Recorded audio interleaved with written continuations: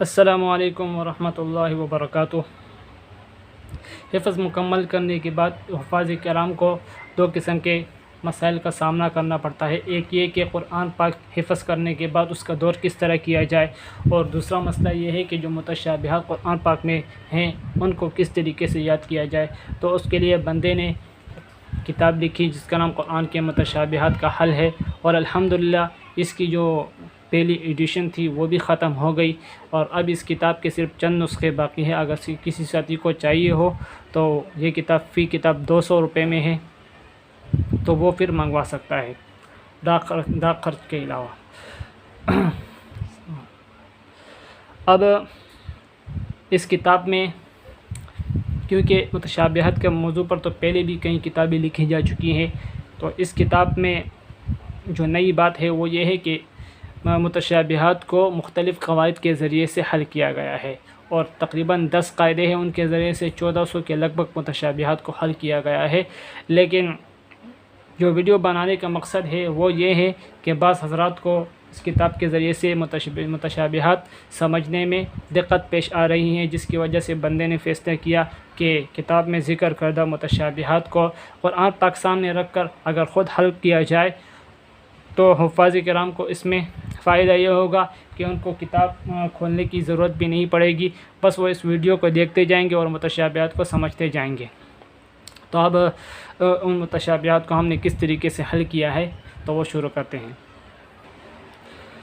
تو سب سے پہلا مقام جس قاعدے کے ذریعے سے حل کیا گیا ہے تو اس قاعدے کا نام حروف تہجی والا قاعدہ ہے۔ حروف تہجی والا قاعدہ اس طرح ہے کہ قرآن پاک میں بہت سارے متشابہات حروف تہجی الف با تا سا جو ہے اس کی ترتیب پر آتے ہیں، یعنی حروف تہجی میں جو حرف پہلے آتا ہے تو اس حرف پر مشتمل کلمہ پہلے ہوگا متشابہات میں سے، اور جو حروف تہجی میں سے جو حرف بعد میں آتا ہے اس حرف پر مشتمل کلمہ وہ بعد میں آئے گا قرآن پاک میں بھی۔ تو جو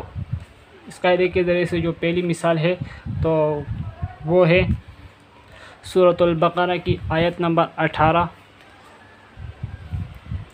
صم بکم عمی فہم لا یرجعون فہم لا یرجعون، یہ ہے اس کا جو متشابہ ہے وہ آگے آ رہا ہے۔ سورۃ البقرہ کی آیت نمبر 181، صم بکم عمی فہم لا یعقلون، تو یہاں پر لا یرجعون ہے اور یرجعون یہاں پر را آ رہا ہے، را حروف تہجی میں پہلے ہے، اور یہاں پر لا یعقلون آ رہا ہے عین، وہاں پر یرجعون ہے یہاں پر یعقلون ہے، تو یرجعون میں را ہے اور را حروف تہجی میں پہلے آتا ہے، لہذا یہ متشابہات پہلے آئی ہیں را والی، اور لا یعقلون جو عین والی متشابہات ہے وہ قرآن پاک میں بعد میں آئی ہیں۔ اب ہم اس کو اس طریقے سے دہرائیں گے، اور اگر آپ حضرات بھی ساتھ میں میرے ساتھ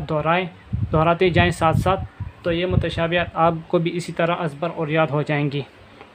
اور ساتھ میں آپ نے اس قاعدے کو ذہن میں رکھتے ہوئے ان متشابہات کو آپ نے دہرانا ہے۔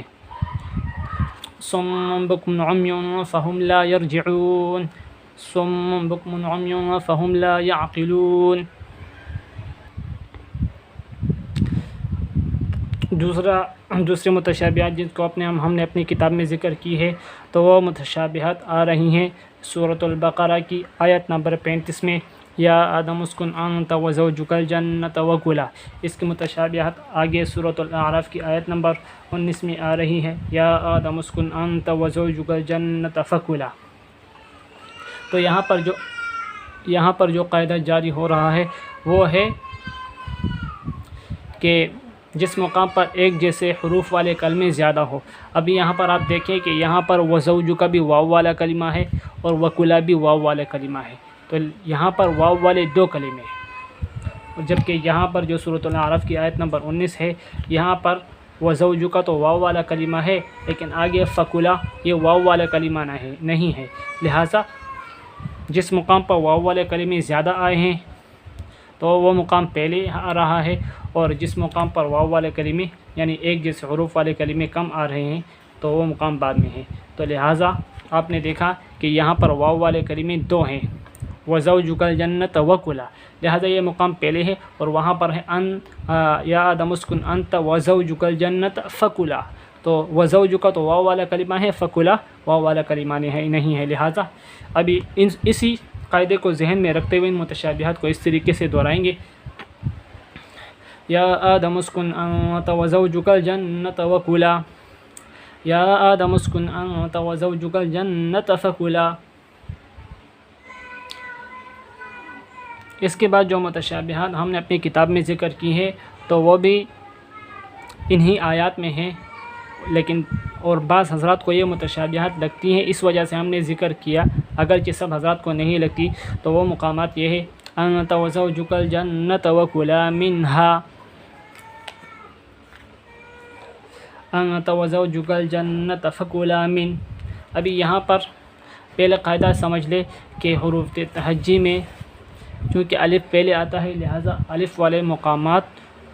پہلے ہوں گے، اور بغیر الف والے مقامات متشابہات جو ہیں وہ بعد میں آئیں گے. تو ابھی آپ دیکھیے منہا، منہا یہ الف والا کلمہ ہے، ٹھیک ہے، اور جو من جو ہے یہ بغیر الف والا کلمہ ہے، لہٰذا